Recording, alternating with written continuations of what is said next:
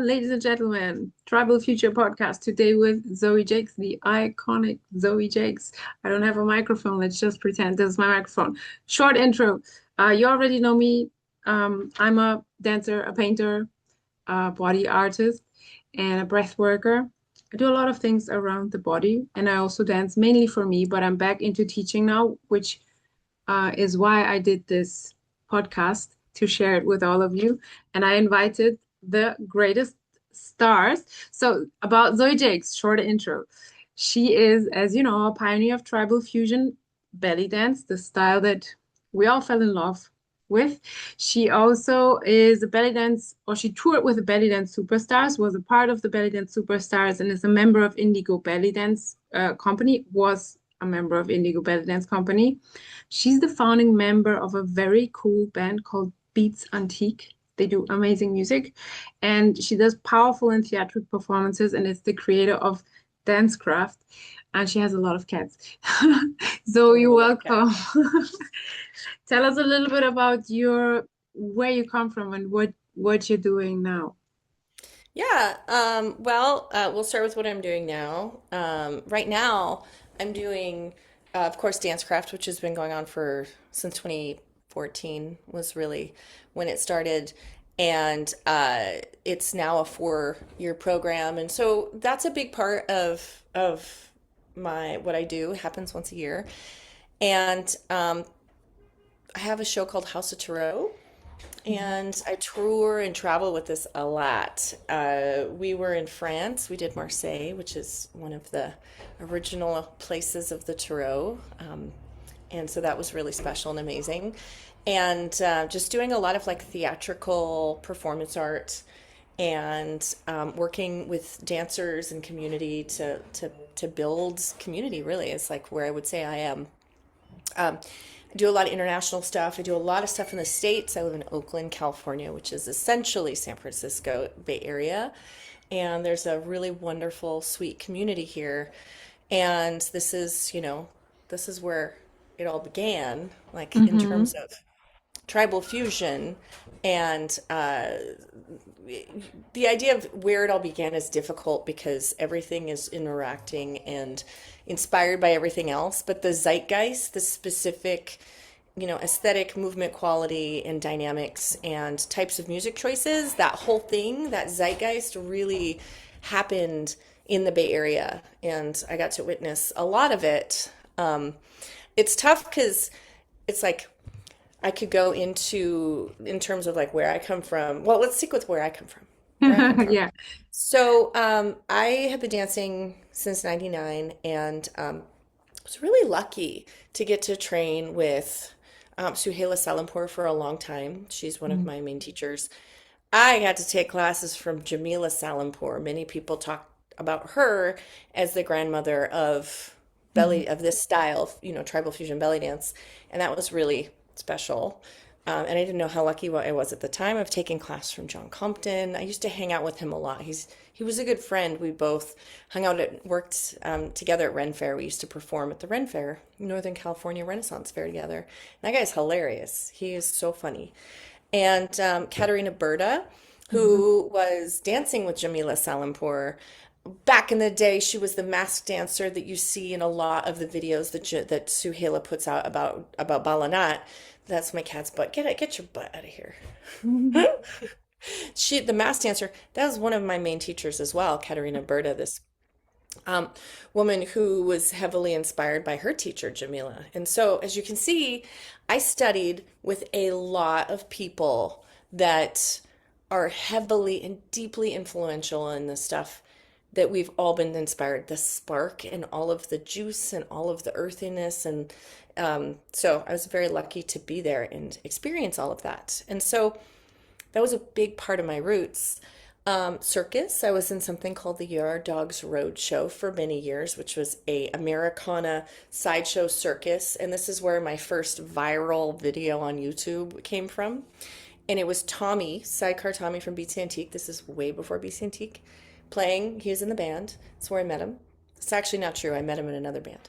But we was 15 people and a chicken traveling in a bus, traveling across America, performing at Bonnaroo, Voodoo Fest, all the big festivals, and was a pretty big show for a while, actually. So that was, part of my history was the circus element, which is why I bring a lot of theatricality into what I do.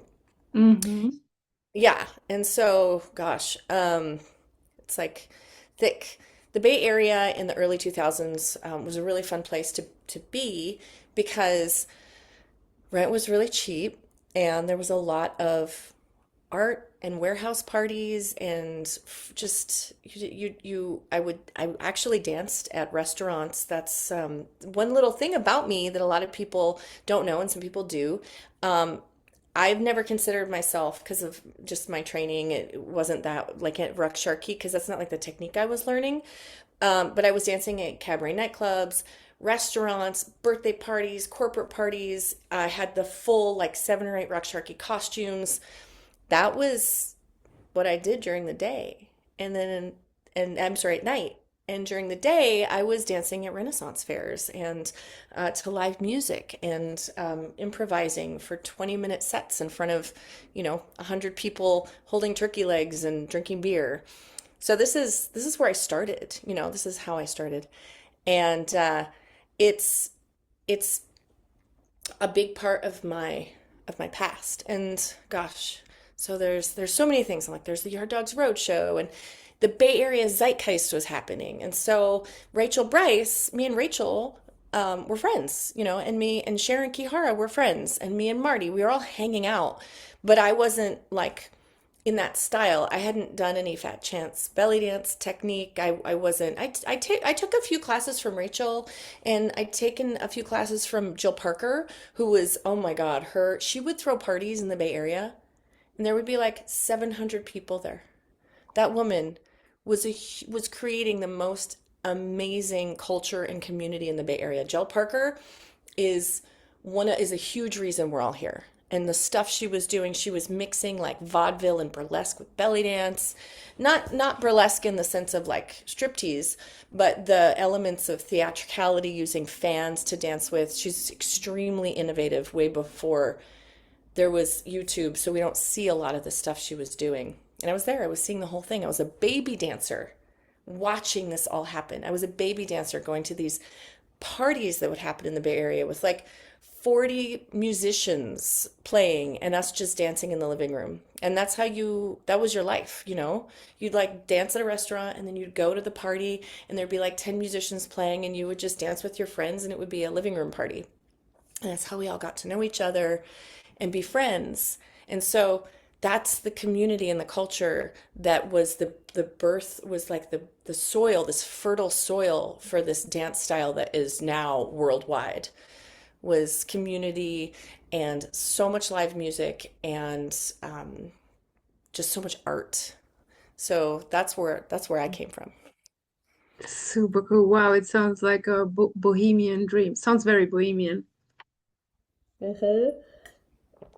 It was Um, amazing. yeah, I asked some. So Sharon Kiara is coming. I asked Rachel, but she didn't answer. I love Rachel. I have a DVD here from her. And your performances, now that you say all of that, it makes, a lot of sense because we see you dancing a lot with, or not a lot, but some of the dance with props, like with these things here, or with the mask. And definitely remember Katarina Burda with the mask. She was one of the dancers of Bal Anat that catched my attention. And so in Bal Anat, when we've performed it again, I do the mask dance. Uh-huh.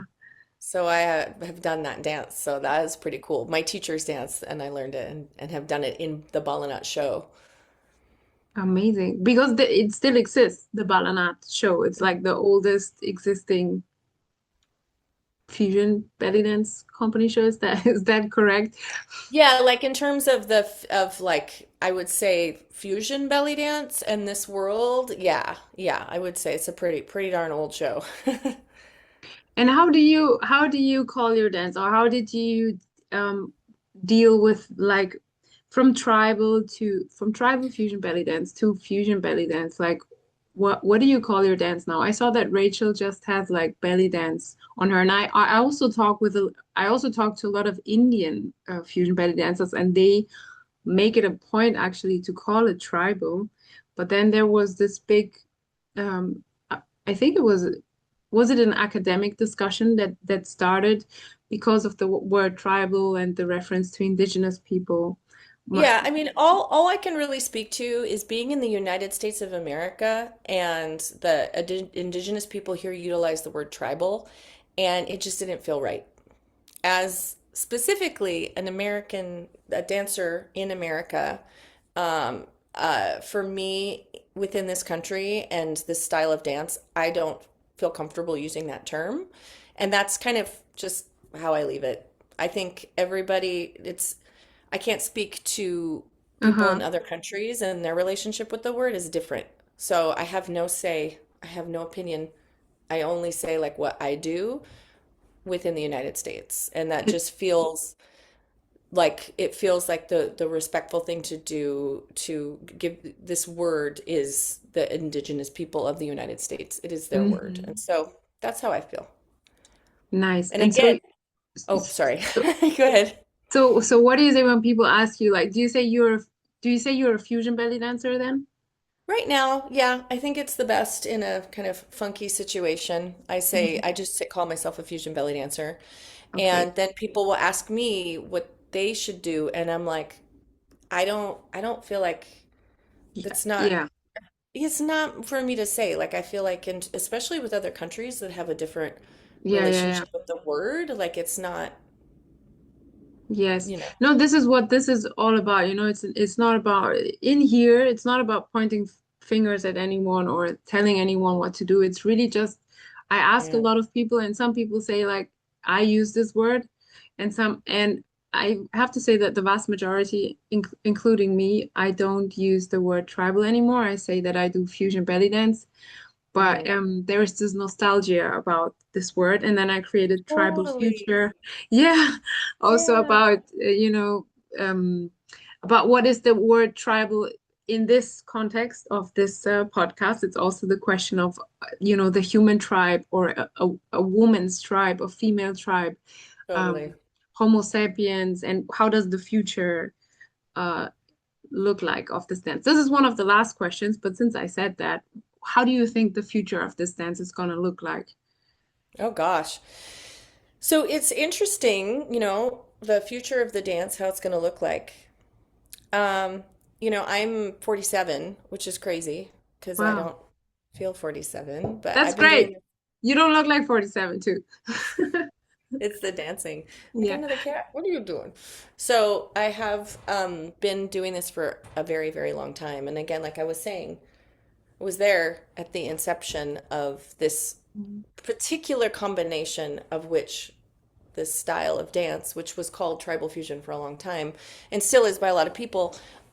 It was very, uh, it's been a long time. And so I can tell you what I hope, what I really Yeah. want, what I hope. And What do so, you imagine? Future is all about, we don't know. So hope, yeah, imagination. Yeah. the biggest thing for me is I go back to why I did this, and I became part of this community, and I was the thing that brought me to it was community, and was connection, and was support, and was a sisterhood, and really feeling like I belonged for the first time. Because when I was a kid, I did ballet and tap and jazz, and it was fun, but I never connected with it. Part of it was, kids dance when it leans into the competitive. It was very competitive, and like there was a competition at the end of the year, and I hated all of that.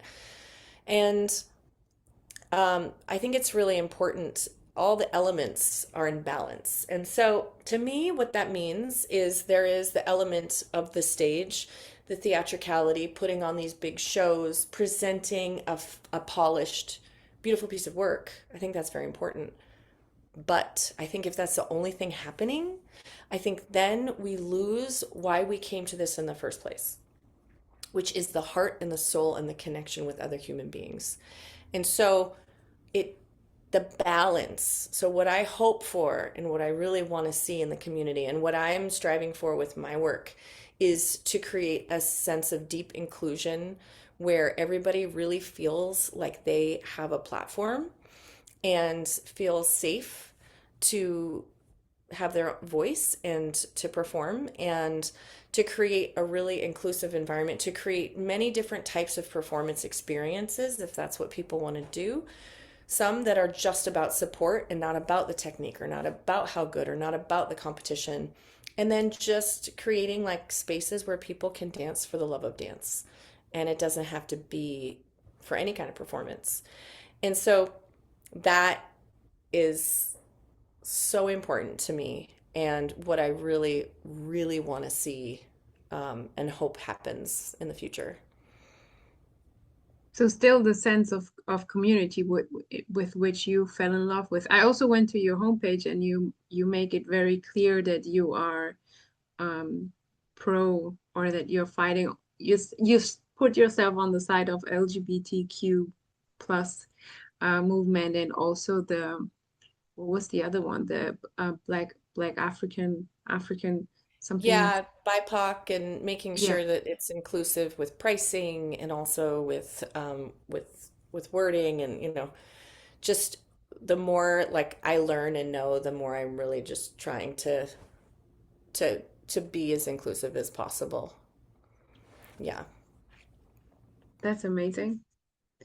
Yeah. Um, what Okay, so here comes the next question about the body. What has dance, this is very personal, you can share whatever you want. What has dance taught you about like body, mind, life, consciousness itself?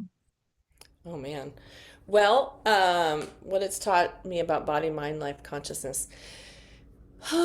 It's it's a funny time to be answering this question because at 47, as I'm sure a significant amount of people watching this podcast will know, a big thing that happens, in your early 40s is you get hit by the perimenopause bus, which is insane. Nobody really talks about it.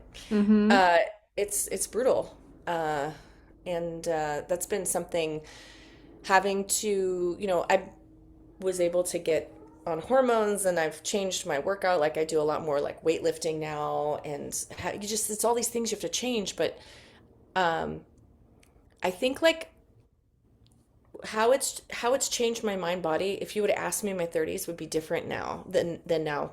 Because in my 30s I would have been like talking about how like the connection is amazing and having that mind body connections allows you to do anything and like you just have to be dedicated and work really hard and this is all the things I would have said in my 30s. And now in my 40s I'm like honestly like I really think the biggest part is being like present with your body like where it is and accepting that, and like I feel like the world just doesn't want you to believe that. It's like the world wants to sell you that you can always get better, everything's better. Your body can be better, you can be a better dancer, you can be a better human, but it's always to make you feel like you're not enough.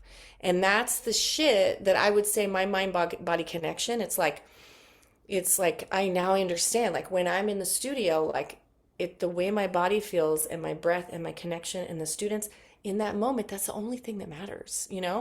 And you can't compare yourself to who you were like 3 years ago, 5 years ago, 10 years ago. Like you are who you are now. And that's been huge. So it's everything that I would answer now would be completely different from answering it like a few years ago. Great. Yes, I've been recently talking to a friend of mine. She is actually a student, and she told me about the perimenopause too, and that she started to lift as well, lifting weights. Sorry. And she said, yeah, and I think also menopause is something that is not really talked about in general in our society. It's sort of like, almost like put under the carpet. And these are things that are nice to hear and to bring into the light, because since this is one of the few dances that women can do until they're really like 60, 70, 80, like as long as you can move, you can do this dance. And there aren't a lot of other dances where where this is possible, like especially not ballet or Yeah. jazz or modern.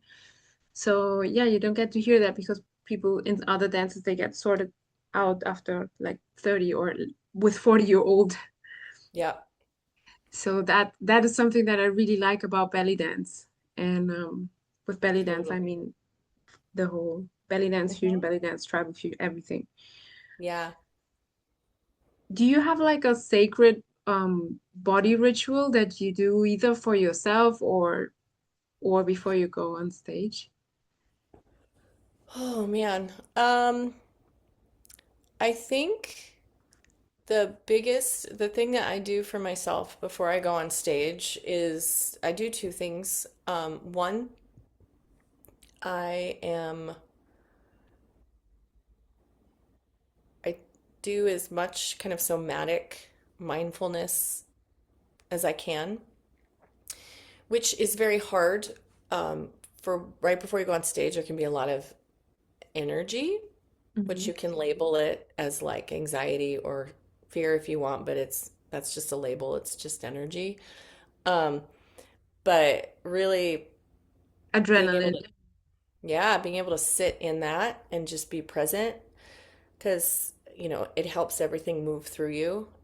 So that's a big one. It's just being present with whatever it is I'm feeling before I go on stage and trying not to change it. That's been a big one, is just be there for it. And then the other thing is I always, before going into a situation where I really requires me to be present, I like to take a moment and just kind of pick a really simple phrase, something I feel like I want to embody before I go on stage. So that could be as simple as just saying, like, I am going to be present um, on stage, or I'm going to remember to breathe, or my goal is to make the audience feel inspired, that kind of Hmm. stuff.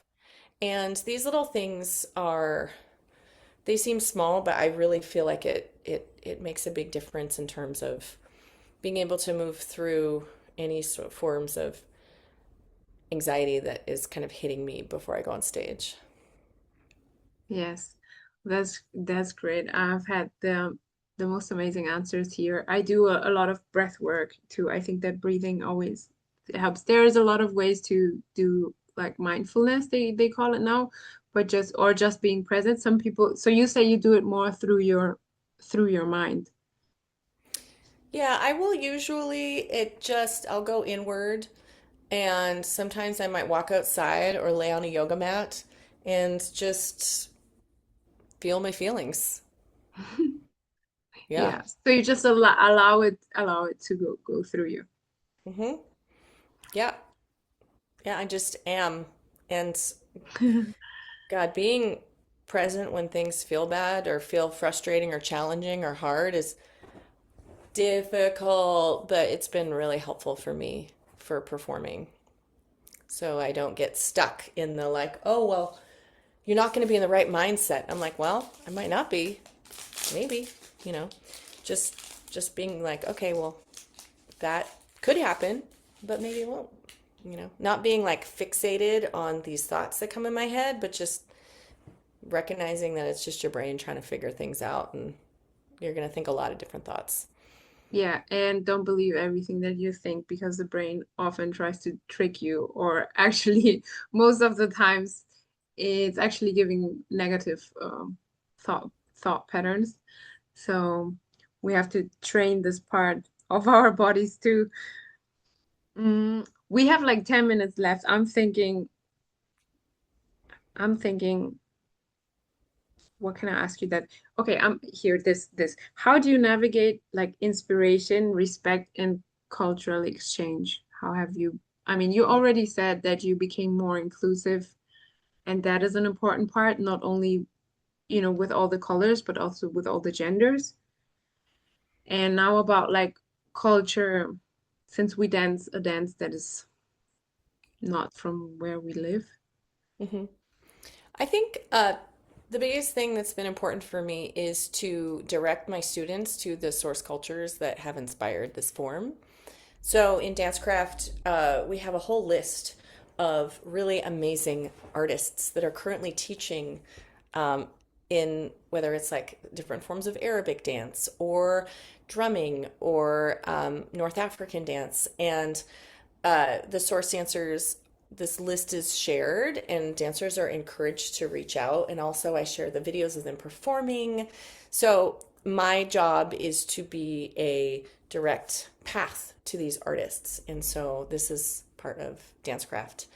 Also, I think too, not always being the voice and stepping back and allowing, not allowing, but creating an opportunity for people of the culture to the spotlight to be on them, you know? So in terms of for a festival, making sure to always have source dancers teaching. That's important. And, you know, for our festival revival, you know, that's something that we always are aware of. And that's really important is representation. You know, representation is the biggest thing that we can do. And being a direct line, being able to make sure that people newer that are coming to this forum that have never heard, they're like, oh, belly dance, I want to take that class, you know, when it's appropriate in within the classes to be like, okay, so this is where this is from, and this is some of the history, given enough of within a way that's digestible, and so people that are first coming into it to like pique their interest and their curiosity about really exploring the culture, you know, and then learning about the countries and the culture and the history, and uh, just to understand that it's a three-dimensional thing, and that, you know, the more connected to the culture and what's going on you are, the the more you can understand the dance form. Yes, absolutely. I said that today. I say this every day. Every dance has its history. If when you understand the history of the dance, of whichever dance that you do, you will dance differently. You will dance better and be more present, actually, Mhm. than just repeating any movement. Yeah. Um, Very nice. But what's your favorite artwork? It can be outside of dance, but it can Favorite be art? inside of dance. Yeah. Favorite artwork Like, can be a movie or a painting or a dance or oh gosh. whatever. It can be a Oh my few God. as well. Favorite artwork. Yeah. Um, What kind of well, art are you into?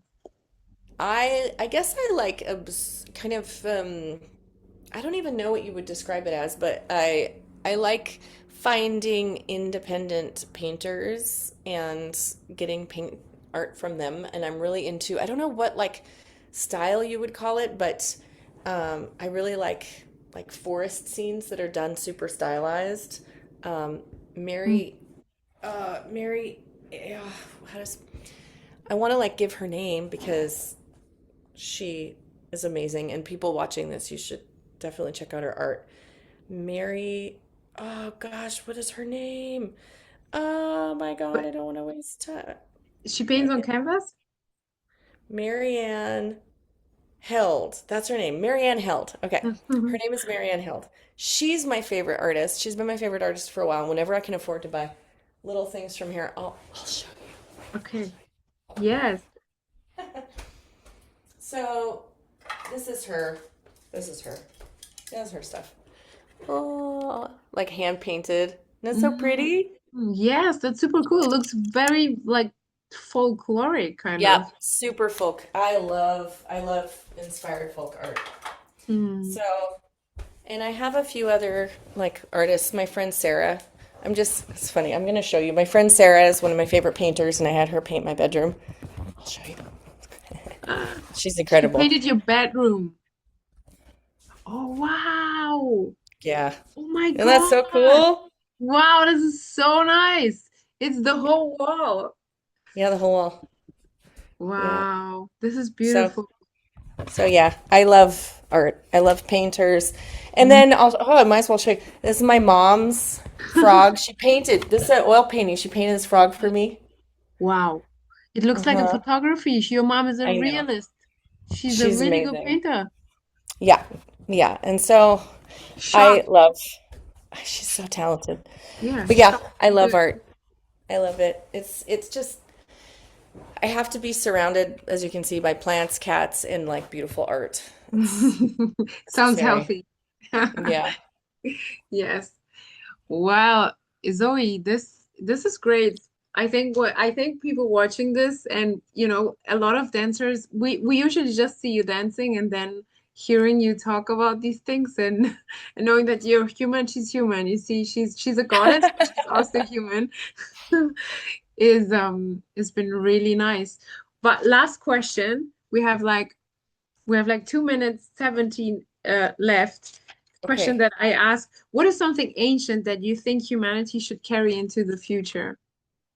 Oh my God. Whew. I think worshiping the earth. Yes. That's what I think. I think worshiping the planet as the divine, spiritual, like that to me is what that's what we should be doing. And I think if we did that, everything would be okay. And I think the Yes. further away humans get away from that, the more problems we have. Mhm. So That that's my is a answer. that's a really good and very simple answer. I think if we go back to the earth, back to connecting to the earth, belly dance is actually also called the dance of the earth, which I really like because all these vibrations that we do, they go into into the earth. They might do Yeah. something to us. That's beautiful. Yeah. We're earthlings, right? Hmm. We are here for this reason. I loved hearing this and hearing from you. Thank you so much, Zoe, for taking your time. And I also saw her family at the beginning, but we started recording later. That was really cute. Um, Yeah. You saw my family and some of my cats. Yes, and your mom painted. So I want to say thank you, thank you, thank you, and I wish you the very like magical best everything. Thank you Um, so much. Yeah, thanks for doing this interview. It was really, really nice to talk to you. Maybe I'll see you in Europe one of these days. yes, please let me know when you're coming. I would like to see you live, live. Yeah, next year I'm gonna be there a bunch. So, yeah. Cool. Stay tuned. Stay tuned, Okay. everybody.